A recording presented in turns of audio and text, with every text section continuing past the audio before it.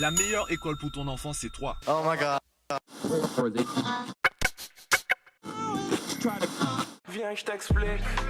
Yo, aujourd'hui j'aimerais te parler du piège des écoles Montessori. Je te le dis tout de suite, j'adore la pédagogie de Maria Montessori. J'adore son approche, sa vision de l'éducation et même sa vision de l'enfance, de l'enfant. Le problème c'est que tous les formateurs ne sont pas Maria Montessori. Tu peux très bien inscrire ton enfant dans une école Montessori alors que son équipe pédagogique n'est pas aussi performante que Maria Montessori. C'est évident, tous les formateurs ne sont pas Maria Montessori. Je te le dis également, dans ce podcast, je vais balancer beaucoup d'informations que tu vas peut-être considérer comme évidentes. Le problème c'est qu'on a tendance à oublier les évidences. Et c'est pour cela que je te les rappelle aujourd'hui. Que ce soit une école publique, une école privée, alternative, hors contrat ou une école Montessori, tu ne peux pas te permettre d'inscrire ton enfant les yeux fermés. Le problème de l'école publique, qui subit beaucoup de contraintes, je parle de l'équipe pédagogique, pas de l'éducation nationale qui a sa part de responsabilité dans tout cela. Notre problème à travers l'école publique, c'est qu'on inscrit notre enfant sans porter un regard critique sur l'équipe pédagogique, sur l'ambiance de l'école pour l'enfant. On va au mieux s'attarder sur des recommandations, sur les témoignages de certains parents et on va négliger certaines évidences. L'école peut être au top, l'école peut être géniale, l'école peut être parfaite au niveau de son approche de l'éducation et de son équipe pédagogique. Il se peut que ton enfant ne se sente pas à l'aise dans cette école. Alors oui, tu vas peut-être me dire, bon,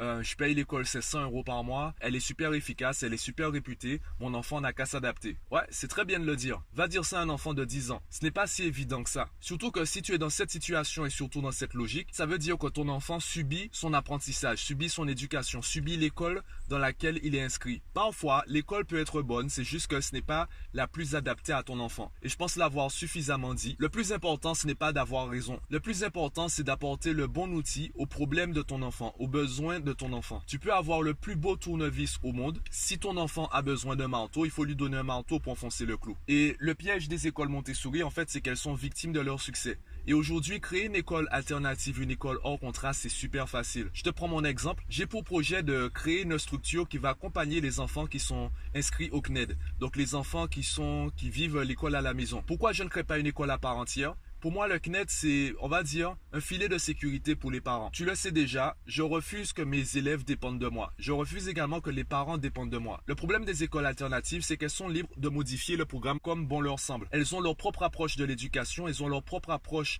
du programme scolaire et du rythme d'apprentissage. Donc, elles peuvent placer, entre guillemets, les chapitres comme elles veulent dans l'année. Imaginons que tu inscrives ton enfant dans l'école A. En novembre, tu t'en rends compte que ça se passe mal pour ton enfant. Il a du mal à s'adapter, il a du mal à s'intégrer, il vit mal l'école. Bon, tu payes l'école quand même 300, 400, voire 500 € par mois. Tu te dis, bon, je vais chercher ailleurs. En janvier, tu trouves l'école B. Le problème, c'est que l'école A a la pédagogie A, l'école B a la pédagogie B. Donc, changer d'école demande à ton enfant de changer de rythme d'apprentissage, de changer de cadre. Même si l'école B est meilleure, il y a une phase d'adaptation. Et je te rappelle qu'on est déjà au milieu d'année. Imaginons maintenant que ça se passe toujours mal pour ton enfant. Tu vas peut-être te dire, bon, j'en ai marre de payer autant pour des écoles où ça se passe mal. Je vais retourner dans l'école publique. Et là, c'est le drame. D'ailleurs, même si tu inscris ton enfant dans une vraie école Montessori qui est super réputée, qui est super efficace, si cette école arrête de suivre les enfants jusqu'au CM2, eh bien quand ton enfant va entrer en 6e, tu feras quoi? Tu vas l'inscrire dans un collège public? Par exemple, en Guadeloupe, il y a beaucoup d'écoles en fait qui assurent les classes jusqu'en CM2, voire jusqu'en 3e. Et après, les enfants font quoi? Il y a de fortes chances que tu inscrives l'enfant dans une école publique. Et là, l'enfant, en fait, il tombe de haut. Il est passé d'un cadre où c'est lui qui disait quand il voulait travailler, il travaillait de lui-même, donc en totale autonomie. Il était super motivé. Il travaillait avec des petits groupes, donc des classes de 10, 15 maximum. Et pratiquement du jour au lendemain, il se retrouve dans une classe de 28, voire de 33, avec des professeurs qui imposent des cours, qui imposent des exercices, des devoirs maison, qui imposent un rythme d'apprentissage. Et c'est une phase où ton enfant, en fait, est en pleine adolescence. Il est en pleine acquisition de maturité. Il est encore en train de se former et c'est aussi l'âge rebelle. Donc ton enfant va devoir vivre tout ça. Je ne suis pas en train de dire que ton enfant est le roi et que tu dois tout faire pour que ça se passe super bien pour lui. Je ne suis pas en train de te dire que tu dois enchaîner les prêts bancaires pour pouvoir payer les meilleures écoles à ton enfant. C'est pas ça. Ce que je suis en train de dire, c'est que si on peut, il vaut mieux créer le meilleur environnement éducatif pour l'enfant, pour qu'il puisse évoluer aussi bien scolairement que humainement, qu'il puisse s'épanouir aussi bien sur l'aspect professionnel que sur l'aspect personnel. Pour pouvoir créer cet environnement, tu ne peux pas inscrire aveuglément ton enfant dans une école parce que c'est écrit Montessori ou parce que c'est écrit la nouvelle pédagogie à la mode. La seule bonne façon de faire, c'est de toi-même t'impliquer dans l'éducation, dans l'apprentissage de ton enfant. Fais en sorte que l'école soit la cerise sur le gâteau. Le gâteau, tu le fais à la maison avec ton enfant. Fais en sorte que tu sois la première école de ton enfant. Et crois-moi, ça ne demande pas autant de temps que cela. Ça ne demande pas autant de connaissances ou de compétences que cela. Tu n'as pas besoin de beaucoup de choses pour réussir à le faire. Et d'ailleurs, si tu arrives à le faire, ça va t'éviter énormément d'ennuis. Tu verras qu'en fait, peu importe l'école, ton enfant s'en sortira. Car l'école, c'est la cerise sur le gâteau. Au pire, ce sera juste une épine dans le pied. Donc, il pourra très facilement faire abstraction de tout cela, car il sait que le travail est fait à la maison. Et tu verras que même s'il a des 11, des 12 à l'école, eh bien, tu sais que son niveau est meilleur. Je pense que tu peux confirmer ce que je dis. On a tous rencontré des professeurs qu'on a trouvés bizarres, voire défaillants. D'ailleurs, j'ai travaillé dans un collège où il y avait des professeurs, même l'équipe pédagogique se demandait mais il attend quoi pour partir à la retraite? Et d'ailleurs, le chef d'établissement était un peu gêné parce que même s'il veut que le professeur parte à la retraite, même s'il veut en fait changer de professeur, il se rend compte qu'il ne peut pas. Puisqu'on a une pénurie de profs. Donc, ok, ce professeur-là n'est pas bon. Enfin, n'est pas bon entre guillemets. Ok, il est défaillant, on peut trouver mieux. D'accord, le problème c'est que pour l'instant il n'y a pas mieux, puisqu'il n'y a personne. Il n'y a pas assez de profs sur le marché. Il y a une pénurie de profs, les professeurs qui partent à la retraite ne sont pas remplacés. Donc qu'est-ce que tu es obligé de faire? Tu es obligé au contraire de demander à ceux en place de repousser leur retraite. Même s'ils sont en âge pour partir à la retraite, même s'ils sont fatigués, même s'ils ont perdu la flamme, même s'ils ne sont plus passionnés par l'enseignement, tu es obligé de leur demander de rester. Car s'ils partent, il n'y a personne pour faire cours aux élèves. C'est ça le problème des écoles publiques. Pour les écoles hors contrat,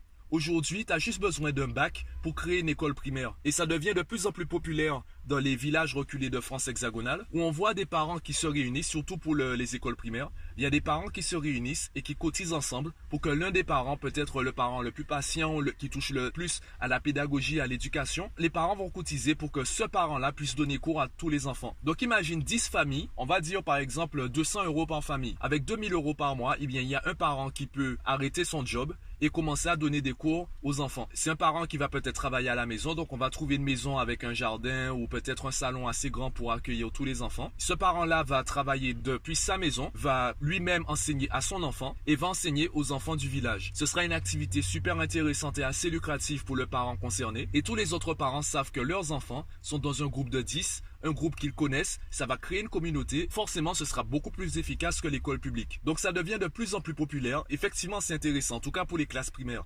Pour le collège et même le lycée, c'est encore autre chose. Il faut encore travailler sur certaines choses. Et tu vois que passer par des structures comme le CNED ou autre, ça peut être super intéressant si tu es concerné, si tu es investi, si tu es formé pour cela. C'est d'ailleurs pour cela qu'en fait mon coaching et mes formations en ligne sont à destination des parents. Je considère qu'un parent qui est mieux formé, qui est beaucoup plus alerte concernant les questions d'éducation, de pédagogie et d'apprentissage, un parent comme cela pourra mieux accompagner son enfant. Et un enfant qui est accompagné de manière efficace à la maison, c'est un enfant qui n'a pas besoin d'un cours particulier, car il sait chercher par lui-même les supports de cours, il sait apprendre par lui-même, il est d'ailleurs plus motivé. C'est un enfant qui n'a pas de difficulté à trouver son orientation, car il ne réfléchit pas en termes de métier à avoir plus tard, il réfléchit en termes de plaisir, en termes de voie professionnelle. Il ne va pas dire des choses comme je veux devenir ingénieur. Non, il sait qu'ingénieur c'est trop vaste. C'est comme si moi je disais je veux être prof. Ok, mais prof dans quelle matière? J'ai toujours eu une certaine facilité en maths et j'apprécie l'histoire. Est-ce que je vais dire que je peux être prof d'histoire? Non. Par contre, je peux dire que je serai prof de maths. Car les mathématiques, je comprends et comme je comprends, il y a plus de chances que j'arrive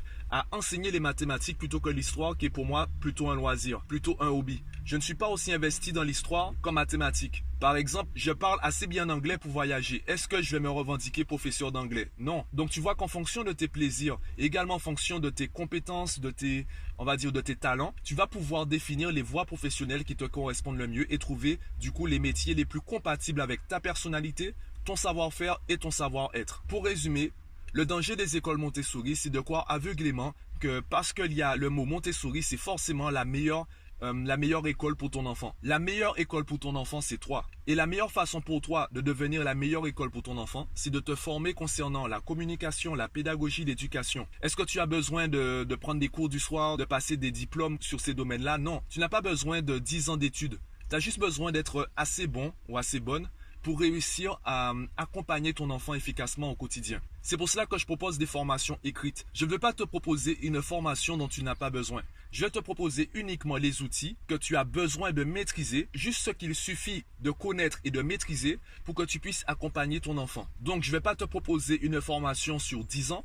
Je vais te proposer une formation que tu vas peut-être lire en 10 heures, que tu vas apprendre à appliquer et adapter en 10 mois et qui va te servir pendant 10 ans minimum car tu auras appris par toi-même et cherché par toi-même les nouvelles façons, les nouvelles méthodes qui sont intéressantes pour toi. Donc c'est à toi de savoir ce que tu veux. Est-ce que tu veux une école qui fait tout à ta place, une école sur laquelle donc tu n'as aucun contrôle, ou tu préfères investir en toi-même, ou tu préfères te former pour savoir comment accompagner ton enfant et faire en sorte qu'en fait, peu importe l'école où il est inscrit, il arrive à progresser, il arrive à évoluer, à s'épanouir, aussi bien sur le plan professionnel que sur le plan personnel. Dis-moi qu'est-ce que tu préfères en commentaire, quelle est ton approche. Clique sur le lien en description du podcast si tu veux découvrir mes formations, si tu veux en savoir plus. Partage-moi ton avis en commentaire du podcast, abonne-toi à la chaîne et moi je te dis à bientôt.